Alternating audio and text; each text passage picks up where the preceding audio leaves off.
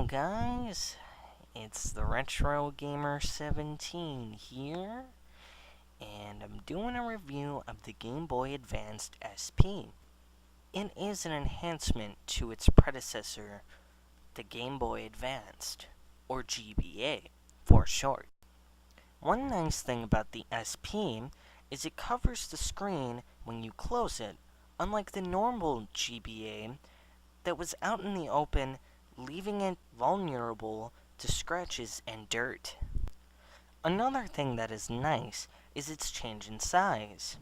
The SP can now slip into your pocket, unlike the brick called the Game Boy Advanced.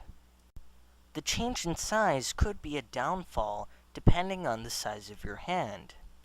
It could make the gameplay frustrating, having your hands bump into each other constantly. I personally do not have this problem, but some of you may. One cool feature that both the GBA and GBA SP have is that they are backwards compatible with the Game Boy and Game Boy Color. This gives you the ability to play hundreds of games. Another great thing about the SP is that it is chargeable, unlike the normal GBA that sucks up 2 AA batteries. The SP is also backlit, which most GBAs are not unless you or the guy before you modified it. If you do not know what backlit is, it is basically a light in the back of the console, kind of like a TV, how it gives off light. If your console is not backlit, you have to sit under a light to see the video game. This is a major drawback, and it makes me really want to buy the SP over the normal GBA. A feature you had to buy separately, but was pretty much a must-have if you played with your friends, is the multiplayer adapter. There was a corded and wireless one. The corded one, in my opinion, was better, and let me explain why. The multiplayer adapter allows you to play with a friend in a video game only if the video game creators implemented the multiplayer option in your game. It wasn't too common, but a few games here and there did have that multiplayer option. Most of those games are very well known. The nice thing about the corded version was that you could hook up your GBA/GBA SP to most, if not all, Nintendo consoles. And hence, the wireless version did not have this feature. One tiny downfall to the wireless and wired versions was that both you and a friend had to have the GBA or GBA SP and the same game. Meaning, if you were going to play with your brother or sister or relative and you owned both of the consoles, you would have to buy the game twice.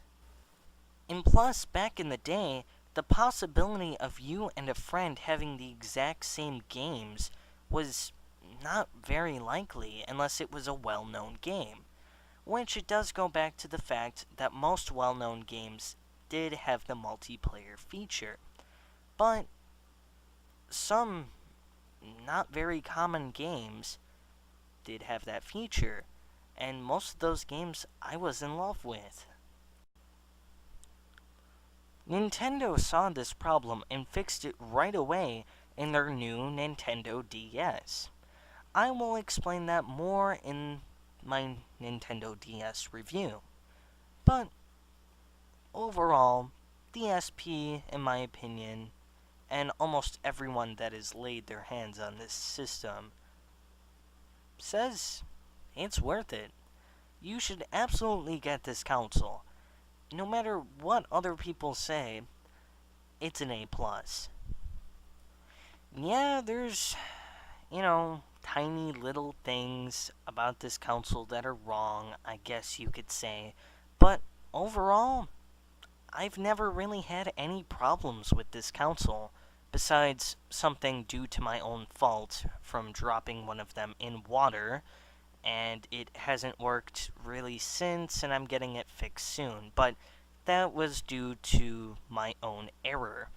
But it's definitely worth getting this system, depending on one tiny thing: the price. For a console that's about 10 years old as of right now, the price is pretty hefty. It may change over time like most of these old consoles do, but it's still a big price for something, again, that's 10 years old. The price goes anywhere from $60 to $70. I got mine back in the day as a present, so I don't know what I got it when it first came out.